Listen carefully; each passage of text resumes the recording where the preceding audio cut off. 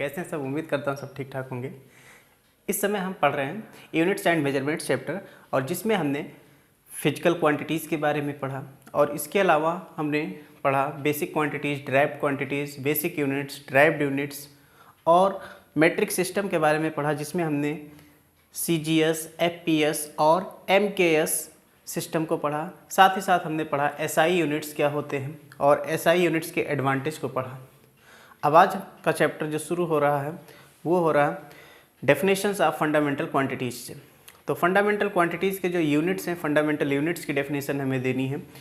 पहला यूनिट अपने पास है metre, that is unit of length. तो 1 मीटर की डेफिनेशन कैसे दी गई शुरुआत में? तो जब लेबोरेटरी में इकट्ठा हुए जो अंतर्राष्ट्रीय लेबोरेटरी थी, इंटरनेशनल, तो वहाँ पर सब लोगों ने डिसाइड किया कि 1 मीटर की डेफिनेशन कैसे दी जाए। तो 1 मीटर की डेफिनेशन देने के लिए वहाँ पर कोई रॉड मिला होगा या कुछ दिखा होगा, तो लोगों ने सोचा होगा कि क्यों ना इसी को हम 1 मीटर की डेफिनेशन दे दें। ठीक है, तो 1 मीटर की डेफिनेशन देने के लिए एक रॉड का यूज़ किया गया पहले, जो खासतौर से प्लेटिनम इरिडियम की बनी हुई थी, और उसकी डेफिनेशन को कहा कि ये उसी को बता दिया ये 1 मीटर। बट वो तो ज़्यादा समय तक टिकाऊ नहीं था, धीरे धीरे क्या होता है उसकी लेंथ डिक्रीज होती जाती। इसलिए कहा गया कि क्यों ना कुछ ऐसा डेफिनेशन दिया जाए जो परमानेंटली हमेशा लागू हो। तो उसके लिए पहला डेफिनेशन बनाया गया क्रिप्टन 86 के ऊपर, कि क्रिप्टन 86 की जो ऑरेंज रेड कलर की लाइट जब निकलेगी तो उसमें वेवलेंथ को काउंट करके बताया गया कि इतना वेवलेंथ जो होगा उसी को हम नाम देंगे 1 मीटर। ठीक है, तो 1 मीटर में कितने वेवलेंथ होंगे उसी को बता दिया गया। तो डिफाइन किया गया 1 metre is defined as the distance containing 1,650,763.73 wavelengths of orange red light emitted by pure krypton 86। krypton 86 के जो ऑरेंज रेड कलर की लाइट होगी उसके जो वेवलेंथ्स होंगे उनकी डिस्टेंस अगर 1,650,763.73 हो तो उसी को हम कहेंगे 1 मीटर। ठीक है, ये पहले डेफिनेशन बनाई गई थी, ऐसा डेफिनेशन दिया गया।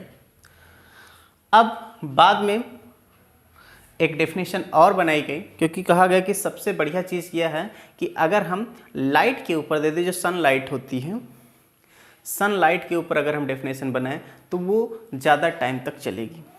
तो सनलाइट के ऊपर डेफिनेशन कैसे बनाया गया, उसमें बताया गया कि 1 metre has been defined as the length of the path travelled by light in vacuum in 1/299,792,485 parts of a second. मतलब कि जो लाइट होगी वो वैक्यूम में 1 सेकेंड के इतने पार्ट में, ठीक है, 1 सेकेंड का इतना पार्ट किया जाए, इतने टाइम में जितना डिस्टेंस चलेगी लाइट उसी को नाम दिया गया 1 मीटर। एक्चुअली यह है क्या, आपने speed of light in vacuum पढ़ा है, जिसको अप्रॉक्स लिखते हो 3 लाख किलोमीटर पर सेकेंड, यानी 3 × 10⁸ मीटर पर सेकेंड। एग्जैक्ट जो उसकी लगभग वैल्यू ली गई है लाइट की, स्पीड ऑफ लाइट की इतनी है, 299,792,485, ये इतना माना गया है स्पीड ऑफ लाइट मीटर पर सेकेंड। ठीक है, तो इसी को कहा कि अगर हम इसका इतना पार्ट 1 सेकेंड का इतना कर देते, इतने समय में जितनी लाइट चलेगी उसी डिस्टेंस को नाम देंगे 1 मीटर। क्योंकि डिस्टेंस कैसे डिफाइंड किया गया है, speed into distance is defined as speed into time. तो स्पीड आपको पता है 299,792,485 इतना स्पीड हो गई मीटर पर सेकेंड, और टाइम ये हो गया, तो ये और वो दोनों कट जाएंगे, बचेगा क्या 1। इसीलिए इसको डिफाइन किया गया क्या 1 मीटर। ठीक है, तो ये डेफिनेशन ज़्यादा सुटेबल बनी। कुछ अदर भी यूनिट्स लिए जाते हैं, तो अदर यूनिट्स ऑफ लेंथ को हम अगर जान लें, और भी other units of length,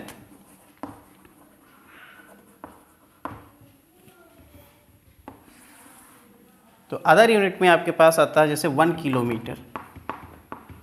kilometre, तो 1 kilometre is equal to 1000 metre, जिसको हम लिखते हैं 10 क्यूब मीटर। इसके बाद आता है 1 सेंटीमीटर।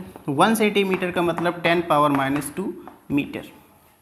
और 1 मिलीमीटर, 1 मिलीमीटर का मतलब हो जाएगा 10⁻³ मीटर।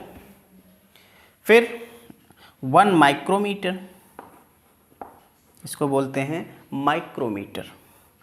तो माइक्रोमीटर का मतलब होता है 10⁻6 मीटर। माइक्रोमीटर के बाद बात करें 1 नैनोमीटर। एनएम का मतलब क्या है? नैनोमीटर। और नैनोमीटर है तो इसका मतलब होगा 10⁻9 मीटर। फिर 1 एंगस्ट्रॉम, इसको बोलते हैं angstrom. 1 angstrom is defined as 10⁻10 metre. फिर 1 एक्स यूनिट। 1 एक्स यूनिट का मतलब 10⁻13 मीटर। ये सब लर्न रखने वाली बातें हैं। इसके अलावा 1 पिकोमीटर। पिको का मतलब 10⁻12 मीटर। ओके। इसके बाद आता है 1 फेम्टोमीटर या फर्मी जिसे बोलते हो, इसे फर्मी भी कहते हो या फेम्टोमीटर कहते हो। ये होता है 10⁻15 मीटर, जिसे आप जानते हो ये साइज ऑफ न्यूक्लियस होता है, जिसे हमने पहले फिजिकल वर्ड चैप्टर में बताया था। तो इस तरह से ये कुछ अदर यूनिट्स हैं लेंथ के। फिर एस्ट्रोनॉमिकल डिस्टेंस को मेजर करने के लिए कुछ और भी यूनिट्स बनाए गए। उन यूनिट्स की बात करें तो उनमें आता है astronomical unit, light year, parsec. तो ये सब एस्ट्रोनॉमिकल यूनिट्स हैं लेंथ के, जो यानी कि जो एस्ट्रोनॉमिकल डिस्टेंस है, जैसे कि सन है, मून है, इन सब के डिस्टेंस को मेजर करना है तो उसके लिए बड़ी यूनिट्स का यूज़ किया गया। तो वो बड़ी यूनिट्स में है आपके पास astronomical unit, parsec, light year. तो इनकी डेफिनेशन क्या बनेगी, पहले इसे नोट कर लें।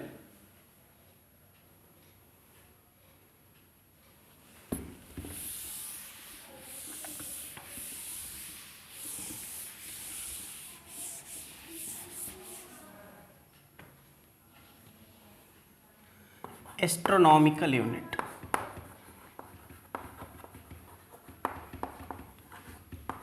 एस्ट्रोनॉमिकल यूनिट जिसे शॉर्ट फॉर्म में कैपिटल ए कैपिटल यू से लिखा जाएगा। ये क्या है भाई? तो एस्ट्रोनॉमिकल जो यूनिट है वो डिफाइन किया गया है अर्थ और सन। ये अर्थ और सन दोनों के बीच की जो एवरेज डिस्टेंस है उसी को कहा गया है 1 एस्ट्रोनॉमिकल यूनिट, यानी 1 AU। तो इसकी डेफिनेशन क्या बनेगी? 1 AU is defined as the average distance, average distance between earth and sun.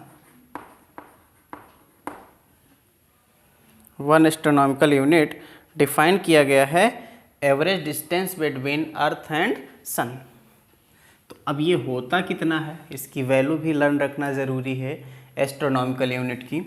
तो 1 एस्ट्रोनॉमिकल यूनिट को डिफाइन किया गया है 1.496 इंटू 10⁻11 मीटर। ये है 1 एस्ट्रोनॉमिकल यूनिट, यानी कि सन और अर्थ के बीच का डिस्टेंस इतना है 1.496 इंटू 10⁻11 मीटर। इसे आप अप्रॉक्स में याद रख सकते हैं 1.5 इंटू 10⁻11 मीटर। ये है डिस्टेंस बिटवीन अर्थ एंड सन। ठीक है, इसी को नाम दिया गया है एस्ट्रोनॉमिकल यूनिट। अच्छा, दूसरी बात, ये तो फर्स्ट हुआ। Second unit light year. Light year short form में लिखते हैं LY। अब ये लाइट ईयर का मतलब क्या हुआ? तो लाइट को तो जानते हैं, जो लाइट होती है सनलाइट या कोई भी लाइट है, तो उसे वैक्यूम में चलने में 1 ईयर में कितना डिस्टेंस वो कवर करेगा, उसी को नाम दिया गया है लाइट ईयर। ठीक है, मतलब क्या है कि 1 light year is defined as the distance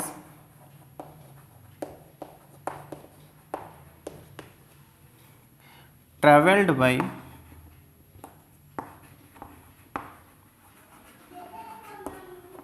light in 1 year.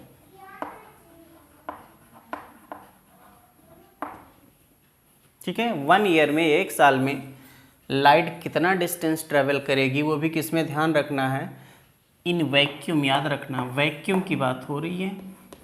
Vacuum जिसे आप कहते हो निर्वात, यहाँ पर जहाँ पर एयर भी ना हो, हवा भी ना हो, तो वहाँ पर लाइट के द्वारा 1 ईयर में कितना डिस्टेंस चला जाएगा, that distance is known as light year. Year शब्द आ रहा है, इसका मतलब ये टाइम नहीं है, याद रखना। ईयर का मतलब यहाँ पर, लाइट ईयर का मतलब डिस्टेंस है, ना कि टाइम। तो 1 लाइट ईयर होगा कितना, 1 light year is actually distance. तो डिस्टेंस निकालना तो क्या करना पड़ेगा, स्पीड इनटू टाइम। तो अगर आपको निकालना है 1 लाइट ईयर इक्वल टू क्या बनेगा, speed of light in vacuum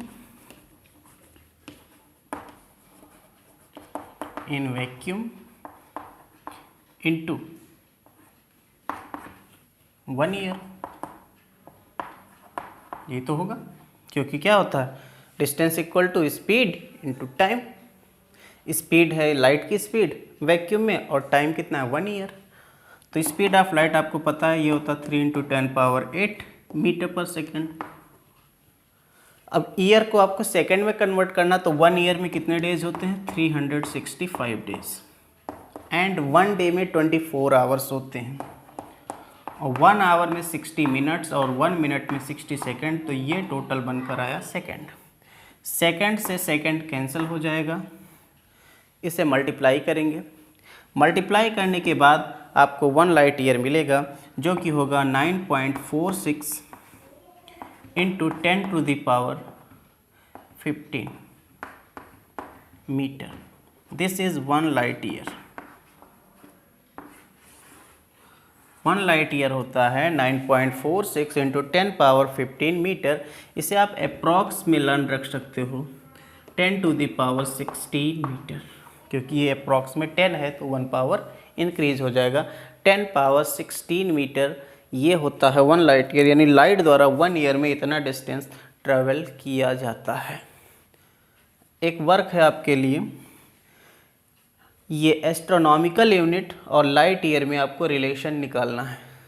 okay, astronomical unit और लाइट ईयर में क्या रिलेशन होगा, ये आपको कैलकुलेट करना। This is work for you. अगली यूनिट की बात करें, पारसेक या पैरालास्टिक सेकेंड।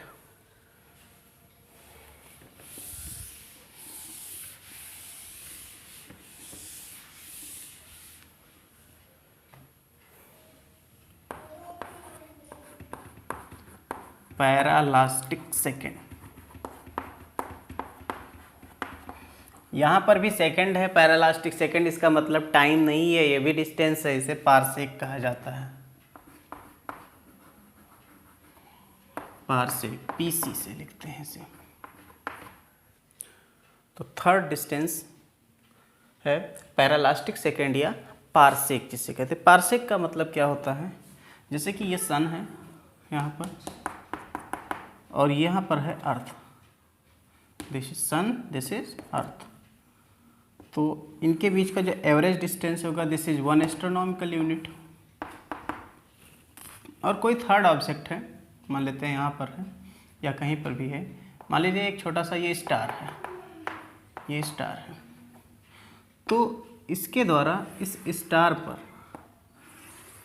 1 सेकेंड का एंगल जब ये बनाएगा, तो इस केस में जो ये डिस्टेंस होगी, इसी को कहेंगे 1 पारसेक। ठीक, फिर से समझिए। 1 पारसेक का मतलब कि 1 पारसेक का मतलब है कि जो ये एवरेज रेडियस है सन और अर्थ के बीच का 1 एस्ट्रोनॉमिकल यूनिट, इसके द्वारा किसी ऑब्जेक्ट पर 1 सेकेंड का अगर एंगल बनाया जा रहा है, तो ये जो आर्क लेंथ है, ये वाला जो, इसी को कहेंगे हम 1 पारसेक। ओके, डेफिनेशन अगर इसका लिखना चाहें तो 1 parsec is the distance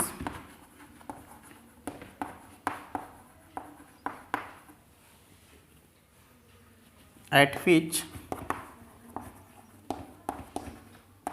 the average radius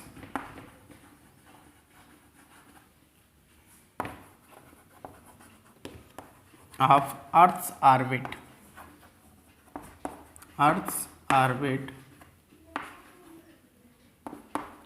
around the sun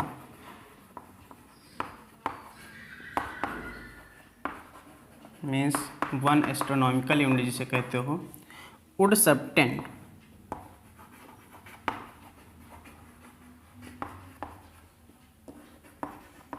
an angle of 1 second.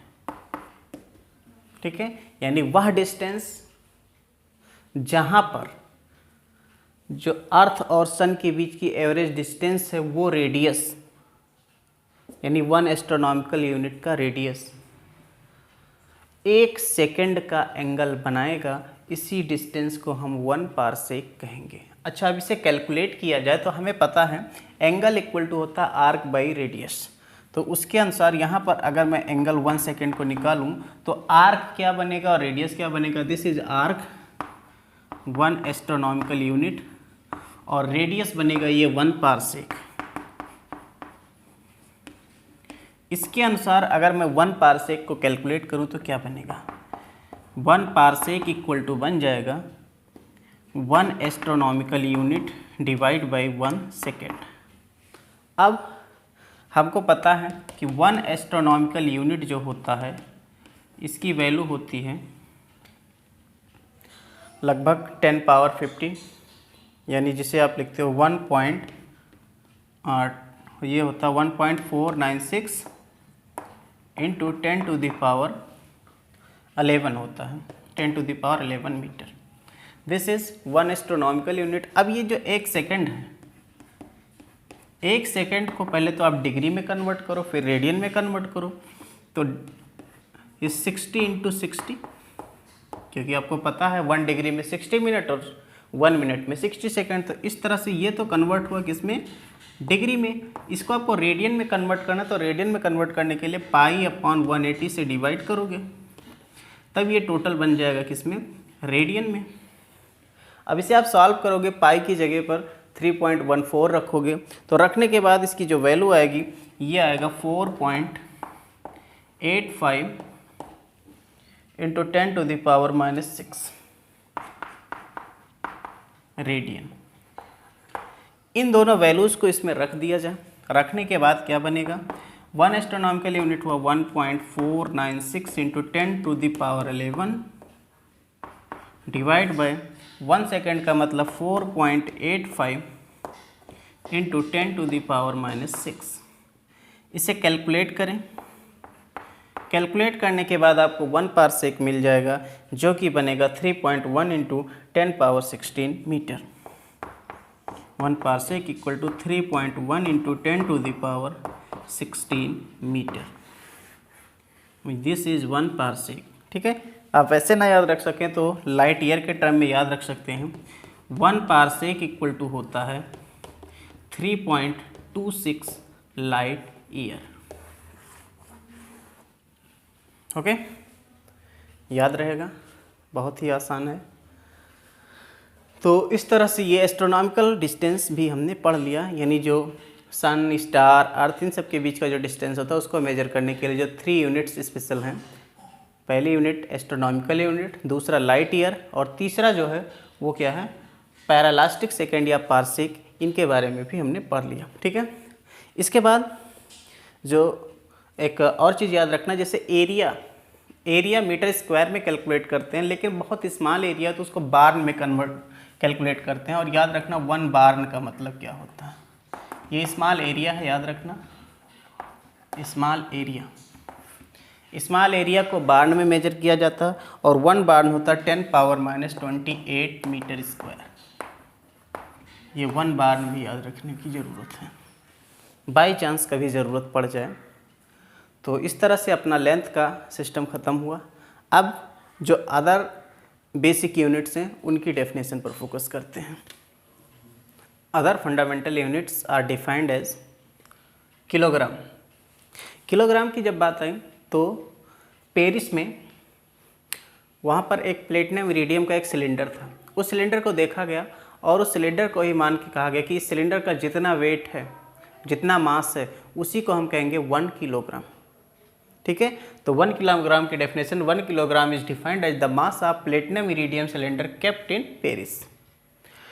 फिर आया सेकंड की बात कि सेकंड क्या होगा। तो सेकंड के लिए काफ़ी लंबा चौड़ा मेहनत किया गया और सेकंड को डिफाइन किया गया कि वह टाइम इंटरवल जिसमें जो सीजियम 133 का जो एटम है वो एटॉमिक क्लॉक में 9,192,631,770 वाइब्रेशन कंप्लीट करता है। ठीक है, वह टाइम जिसमें सीजियम 133 एटम एटॉमिक क्लॉक में 9,192,631,770 वाइब्रेशन कंप्लीट करता है। ओके, फिर बात आई 1 एम्पियर। 1 एम्पियर क्या होता है? तो 1 एम्पियर की डेफिनेशन खास तौर से आपको क्लास 12th में मिलेगी ही मिलेगी, पढ़ना ही है। लेकिन यहाँ पर भी इस डेफिनेशन को कंप्लीट किया गया क्योंकि सारे यूनिट्स डिफाइन कर रहे हैं, तो इसको भी डिफाइन किया जा रहा है। 1 एम्पियर को क्या डिफाइन किया गया कि दो पैरेलल करंट्स हैं इस तरह से, तो इनमें अगर इस तरह से करंट फ्लो हो रहा हो तो इन दोनों में 1 एम्पियर का करंट होगा अगर इनके बीच की डिस्टेंस 1 मीटर हो, इनके बीच की डिस्टेंस 1 मीटर हो और इनके बीच जो फोर्स लगना चाहिए वो 2 × 10⁻⁷ न्यूटन पर मीटर का फोर्स लगना चाहिए। ठीक है, अगर इतना फोर्स लग रहा है तब तो इन दोनों के बीच करंट 1 एम्पियर होगा, अदरवाइज नहीं होगा। समझ में आया? तो इस तरह से 1 ampere is defined as the current which when maintained in 2 parallel and straight conductors of infinite length, length पता नहीं है, एंड नेग्लिजिबल क्रॉस सेक्शन, मतलब ये बहुत पतले तार हैं, placed in vacuum at a distance of 1 metre apart would produce a force of 2 × 10⁻⁷ Newton per meter between them. This is the definition of 1 ampere. Now अगला डेफिनेशन केल्विन की, जो कि टेम्परेचर की यूनिट होती है। केल्विन को क्या define किया गया कि वाटर का जो ट्रिपल पॉइंट होता है उसका 1/273.16 पार्ट जो टेम्परेचर होगा उसी को 1 केल्विन कहा जाएगा। एक्चुअली ये ट्रिपल पॉइंट का मतलब क्या है? ट्रिपल पॉइंट का मतलब होता है, आपको पता है वाटर के 3 स्टेट्स होते हैं, सॉलिड भी है, लिक्विड भी है और वेपर फॉर्म है। सॉलिड का मतलब आप जानते हो आइस होता है, लिक्विड तो वाटर फॉर्म में है ही, और जो गैस होता है, गैस का मतलब ये वेपर फॉर्म होता है एक। तो ये 3 स्टेट होते हैं और ऐसा टेम्परेचर जहाँ पर तीनों स्टेट एक साथ मौजूद हो, हालांकि ऐसा संभव नहीं होता, तीनों स्टेट तो एक साथ दिखाई नहीं पड़ते। तो अगर तीनों स्टेट एक साथ आपको देखने को मिल जाए तो फिर उस टेम्परेचर को हम कहेंगे क्या? Triple point of water. तो ट्रिपल पॉइंट ऑफ वाटर होता है 273.16 केल्विन। तो 273.16 केल्विन टेम्परेचर वाटर का ट्रिपल पॉइंट होता है, और अगर हम उसका इतना पार्ट कर दे तो बचेगा कितना? 1 केल्विन। समझ में है? तो ये 1 केल्विन की डेफिनेशन क्या है कि वाटर का जो ट्रिपल पॉइंट होता है वह थर्मोडायनेमिक टेम्परेचर जो वाटर का ट्रिपल पॉइंट होता है उसका 1/273.16 पार्ट कर लें तो उसी को हम कहेंगे 1 केल्विन। ठीक है, फिर मोल आया। मोल की डेफिनेशन क्या होती है? मोल अक्सर आपको केमिस्ट्री में मिलेगा। मोल को डिफाइन किया गया है, मोल को ऐसे समझिए जैसे कि हम बात करें अभी H2O की, तो ये मॉलिक्यूल है। अब इसका अगर हम एटॉमिक मास देखें तो एटॉमिक मास हाइड्रोजन का तो 1 होता, तो 2 हाइड्रोजन है इसलिए यहाँ पर 2 हो गया, और ऑक्सीजन का जो एटॉमिक मास होता है वो 16 होता है, तो ये 16, तो 16 + 2 कितना हो गया? 18। ये 18 ग्राम, अगर हम ग्राम में लिखें तो कितना होगा? 18 ग्राम। इसी को कहेंगे हम 1 मोल। ओके, इसी तरह से आप अगर CO2 की बात करें तो CO2 में कार्बन, आपको पता है कार्बन का एटॉमिक मास 12 होगा और ऑक्सीजन का होता है 16, 2 बार, तो 16 × 2 = 32, 32 + 12 44। तो ये जो 44 ग्राम होगा इसी को हम नाम देंगे, ये कितना है? 1 मोल। ओके, तो वन मोल को डिफाइन कैसे किया गया? डिफाइन किया गया, one mole is defined as the amount of substance of a system which contains as many elementary entities as there are atoms in 0.012 kg of carbon 12. Carbon 12 atom का 0.01 kg 012 है 0.012 kg अगर लिया जाए तो उसमें जितनी एलिमेंट्री एंटिटीज़ होंगी वही एक मोल के बराबर होगा। ठीक है, तो अब देखो कार्बन का जो मास होता है आपको पता है 12 ग्राम होगा, तो 12 ग्राम को केजी में कन्वर्ट करोगे तो यही तो आएगा 0.012 kg, और इन दोनों को अगर डिवाइड कर दो तो कितना मिल जाएगा 1। समझ में आया? इसलिए इसको डिफाइन किया गया है। 1 मोल का मतलब क्या है? 0.012 kg आप कार्बन 12 में जितनी एलिमेंट्री एंटिटीज़, यानी कि जैसे आप परमाणु की बात कर लो, इतने में जितने परमाणु होंगे कार्बन 12 के, उन परमाणुओं की संख्या को ही कहा गया है 1 मोल, और 1 मोल में आवोगेड्रो नंबर के बराबर परमाणु होते हैं, एटम्स होते हैं। ठीक है, इसको आपने क्लास 9th में पढ़ रखा है। नाउ कैंडिला की बात आई। कैंडिला एक्चुअली ये यूनिट है लाइट इंटेंसिटी का, ल्यूमिनस इंटेंसिटी का। तो कैंडिला कैंडल से रिलेटेड है। जब बात है कि कैंडिला कितना होगा तो कहा गया कि एक कैंडल जलाओ, उससे जितना अमाउंट ऑफ लाइट निकलेगा दैट इज कैंडिला। बाद में उसकी एग्जैक्ट डेफिनेशन बनाई गई ब्लैक बॉडी के ऊपर बेस्ड। ब्लैक बॉडी क्या होती है? ब्लैक बॉडी एक ऐसी बॉडी होती है जो ऑल टाइप ऑफ रेडिएशन को एमिट करती है, चाहे जिस टाइप का रेडिएशन हो, हर टाइप के रेडिएशन को एमिट करेगी और एब्जॉर्ब करेगी, तो उसी को बोलते हैं हम black body. Perfect black body कोई नहीं है, ये भी याद रखिएगा। तो कैंडिला को डिफाइन किया गया है कि one candela is the luminous intensity in which perpendicular direction में ब्लैक बॉडी का एक सरफेस एरिया लिया गया 1/600,000 मीटर स्क्वायर। इस एरिया पर जो प्रेशर है 101.325 न्यूटन पर मीटर स्क्वायर, यानी इतने प्रेशर पर जो फ्रीजिंग पॉइंट हो, उस फ्रीजिंग पॉइंट पर जितनी इंटेंसिटी पड़ेगी उसी को बोलेंगे हम ल्यूमिनस इंटेंसिटी। फिर से समझिए, जो प्रेशर लिया गया 101.325 न्यूटन पर मीटर स्क्वायर, इतना प्रेशर रखा जाए, और फ्रीजिंग पॉइंट जो होता वो टेम्परेचर रखा जाए। फ्रीजिंग पॉइंट एक्चुअली किसका लिया जाएगा? प्लेटिनम का लिया जाएगा। तो प्लेटिनम का फ्रीजिंग पॉइंट रखा जाए इतने फ्रीजिंग पॉइंट पर, यानी इस टेम्परेचर पर और इतने प्रेशर पर।